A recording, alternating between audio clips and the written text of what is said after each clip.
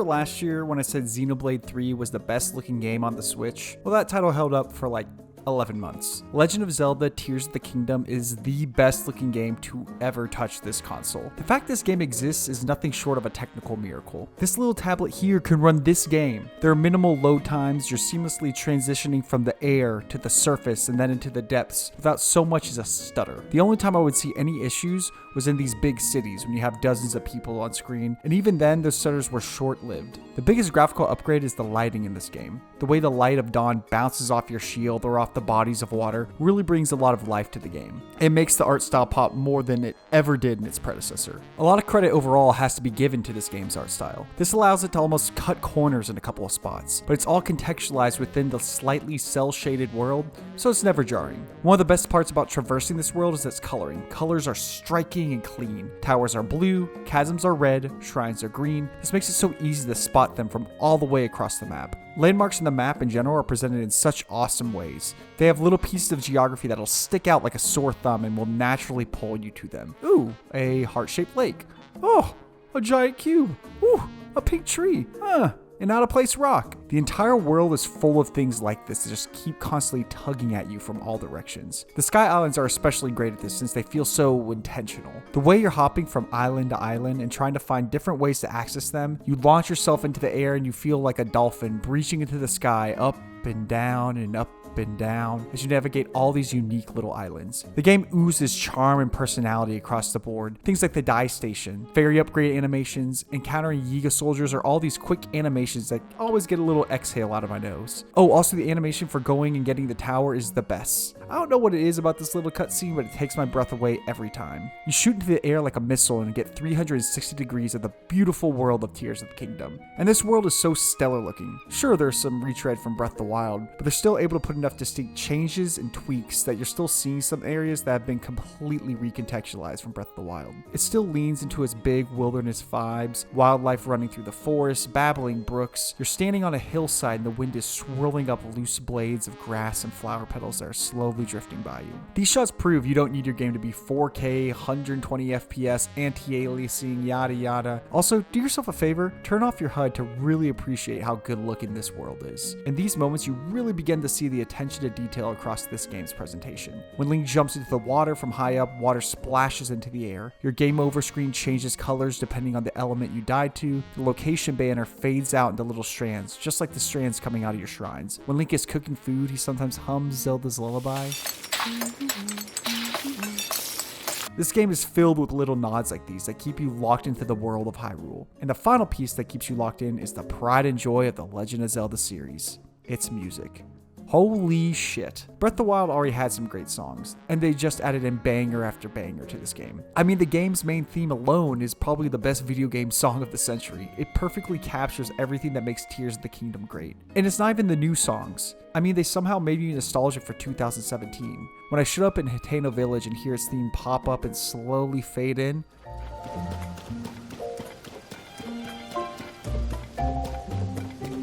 you like motifs? Yeah, we got motifs out the ass here. Rito Village popping into the Wind Temple boss theme, Sidon and Mipha's theme bouncing off each other all over Zora's domain. I mean, the song Madison's Independence sliding in some Ocarina of Time notes. The composition team here knows exactly how to send those nostalgic waves crashing down on you. Every bit and piece of this game's presentation is so well done, even down to the gorgeous character art in the logbook. Side note, character design in this game is great.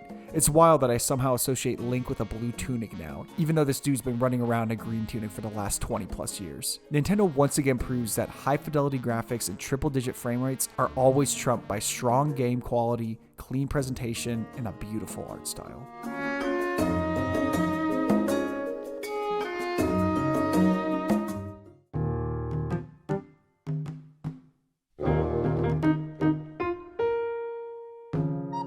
Within the first maybe 15 minutes, I knew this game's story was going to be better than Breath of the Wild. The elevator pitch is you and Zelda go under Hyrule Castle, you find yourself a good old mummified Ganondorf, and he steals some of your hearts and your arm, and now you're back to square one. You wake up not knowing where Zelda is with your last memories of her disappearing into a chasm. And what came along with that was something called the Upheaval, which is a great avenue for the team at Nintendo to completely recontextualize the world of Hyrule. The main story still boils down to the same objective: find Princess Zelda. I think there's a little charm in its simplicity, but everything in between is far from that. I was absolutely floored with how much I liked the story of Tears of the Kingdom. Sure, it isn't in the same league as some of your narrative video game juggernauts, but for a Zelda game, it's pretty damn good. Coming back around for another full video game in this world means you get the benefits of bringing back some familiar faces. There's such a good feeling in seeing how all your pals have grown over the last few years. You feel right at home running into Yunobo or seeing that patented side-on smile. Zelda's character feels a lot more solid this time around. She isn't nearly as whiny and is steered away from being a damsel in distress. Some of that falls on her much improved voice acting. Zelda's VO in Breath of the Wild is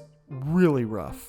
Very breathy and almost feels like a little kid practicing a British accent. This time around, her voice acting feels so much more confident and adult. It's probably one of the strongest improvements in VO work I've seen since Mark Meer's performance as male Commander Shepard in Mass Effect 1, going to Mass Effect 3. From a main story perspective, my biggest criticism is the pacing can feel uneven at times. And this is always a sticking point for me when it comes to open world games. This becomes really apparent when it comes to memories. There's a huge bulk of important narrative moments that happen in those memories, and if you're like me and collected them within your first 20 hours, you almost feel like there's a huge disconnect between what you as the player know and what the rest of the game world knows. So when you go to Lookout Landing and have people asking you questions, Link just sits there in silence even though he technically knows the answer. This makes for a muddy middle of the game from a narrative perspective. But don't worry, I don't think that impacts the game's phenomenal ending. I won't say any spoilers, but I think the game nails the landing when it comes to its final act. Great boss fights, incredible music, and some of the most cinematic video game moments that'll make you go slack-jawed. Though the sneaky best part of Tears of the Kingdom are the side quests. If the main narrative caught me off guard, then the side quests T-boned me in the middle of an intersection. God damn, these side quests are awesome. There are so many little stories you encounter in the Kingdom of Hyrule. These questlines feel so much more engaging, these characters are so fun and cartoonish in all of the right ways. They do a good job of balancing the silly storylines and the emotional gut punches. Like this one, where you have to help them decide the mayoral election of Hateno Village. And this lady's just making everyone wear mushroom hats, even my boy at the dye shop is looking extra swaggy with his mushroom hat. She's trying to run for mayor, but she's also sneaking around at night and you don't know why she's doing that, and her opponent is doing the same thing. And of course, as the hero of Hyrule, come on. You gotta get to the bottom of this. And then the whole questline ends, and she's like, by the way, here's the hat I know you've always wanted. It's so stupid and fun. I miss side quests in games not taking themselves too seriously. Or the quest where the dude's daughter is going away to Gerudo Town that has the most beautiful payoff in the game. And the fairy fountain. Oh, holy hell, that was a banger of a side quest. In general, the world feels so much more alive and lived in. Towns are full of people. Stables have people reading the news. Every NPC has a little nugget for you to always go and check out. I love the thematic shift from Breath of the Wild to Tears of the Kingdom. Breath of the Wild is all about solitude and rebuilding, and you feel like you're doing everything alone. In Tears of the Kingdom, it's all about coming together and fighting together. People know Link as the hero of Hyrule. The kingdom is thriving, and now you have to fight to keep what you have rebuilt. While Tears of the Kingdom isn't going to change your life with its overarching narrative, if you take the time to slow down and really soak in the stories of Hyrule, I promise you'll be rewarded with some of the most emotional and wholesome moments in the history of the Legend of Zelda series.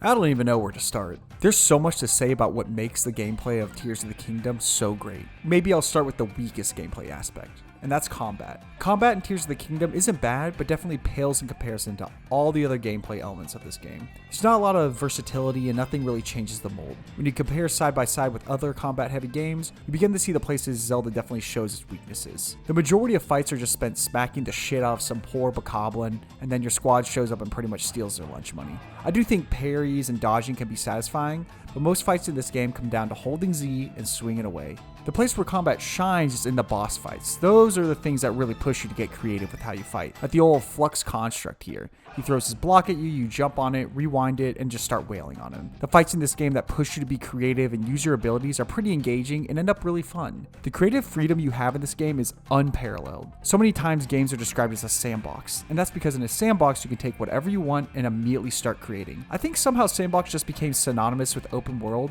but Tears of the Kingdom is a sandbox in the purest sense. If there's something in your brain, you can find a way to do it in Tears of the Kingdom. And all that is thanks to this ability right here, the Ultra Hand. This ability allows you to take whatever you want in this world and just turn them into your own personal Legos. This turns creativity up to the max. Even for someone whose first task in Minecraft is normally building a 4x4 dirt hut with a torch, I felt like I was opening up my imagination to make some really cool stuff. And then on top of that, you have a handful of other abilities. You have the recall ability that lets you rewind time, the fuse ability that lets you attach whatever you want to your weapons, and then the ascend ability that lets you fly vertically through any surface, then poke your head out like a little gopher.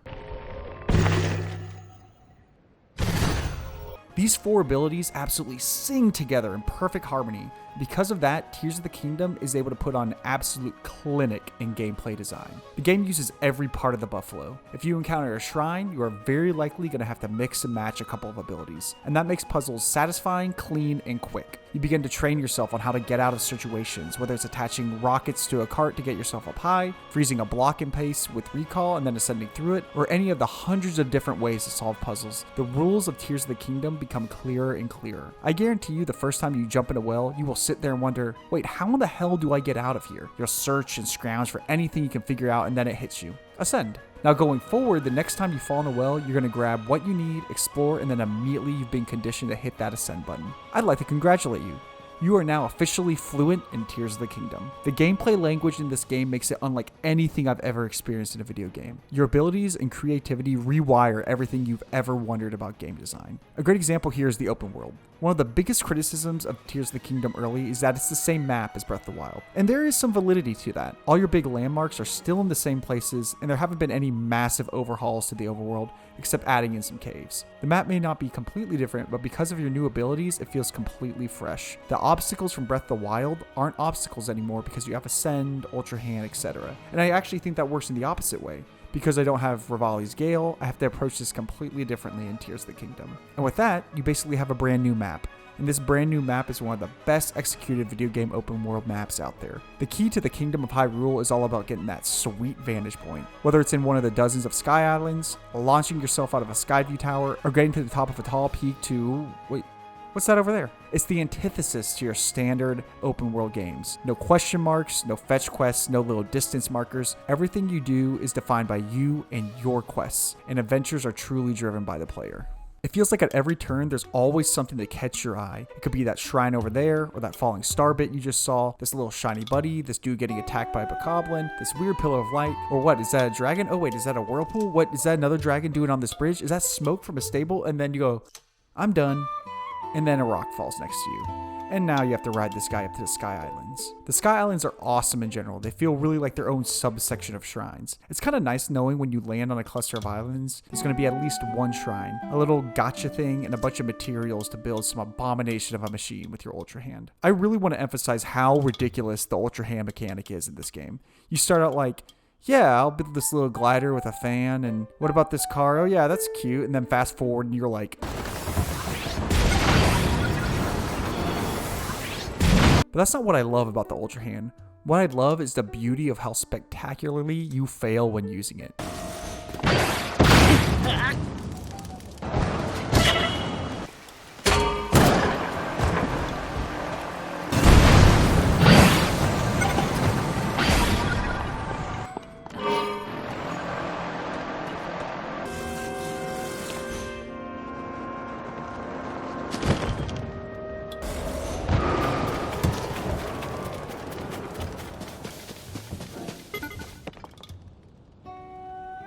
Tears of the Kingdom may be the funniest, most stupid game I have ever played. And it's almost jarring to have everyone like, this is the hero of Hyrule, the most formidable knight in all the land.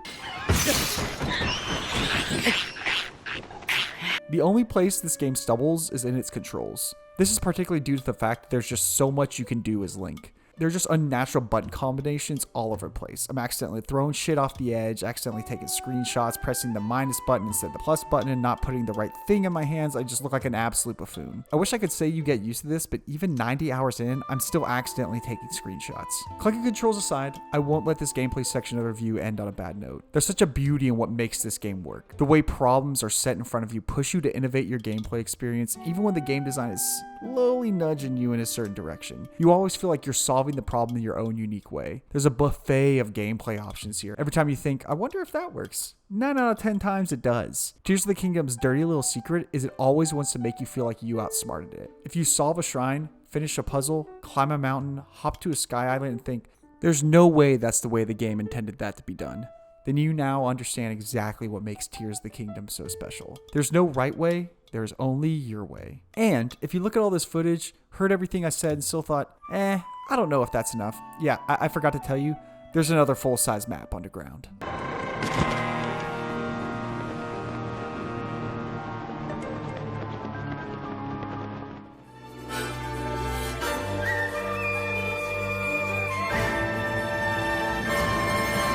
There are few games out there that have taken over the world in the way that Tears of the Kingdom has. This game captured the collective attention of the video game world, and its influence can't be understated. Seeing the way this game impacted people and seeing everything around their experiences, it's going to be a long time before a game hits those heights. This is the most multiplayer, single-player game I've seen since Breath of the Wild. You might be playing by yourself, but I felt like everyone took such joy in discussing their experiences with Tears of the Kingdom. Hearing the ways my friends were approaching certain challenges and story beats was almost as rewarding as doing those things myself. With the release of Tears of the Kingdom, Nintendo has truly solidified itself as the best developer in the world. They're just able to somehow capture the magic in video games that not many other developers can do, especially on a consistent basis. If you didn't like Breath of the Wild, I'm not sure you'll like Tears of the Kingdom, but if you even thought Breath of the Wild was just okay, I can't recommend Tears of the Kingdom enough. Somehow, this game was able to improve on every single aspect of its predecessor. Everything Breath of the Wild did, Tears of the Kingdom does it 2 times better. When it comes to The Legend of Zelda Tears of the Kingdom, believe the hype, because it will stand tall as one of the greatest video games ever made.